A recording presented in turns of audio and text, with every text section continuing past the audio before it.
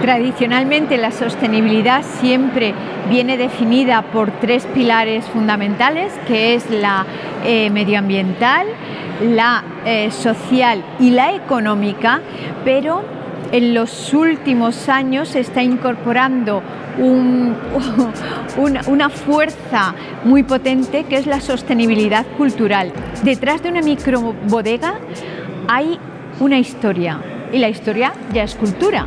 Esa historia puede estar relacionada con el nacimiento de la microbodega, o puede estar relacionada con cómo han hecho la recuperación de las variedades tradicionales al territorio, o puede estar vinculada a cómo culturalmente han recuperado el sistema tradicional artesanal de la elaboración. Por lo tanto, todo ese marcaje histórico es marcaje cultural.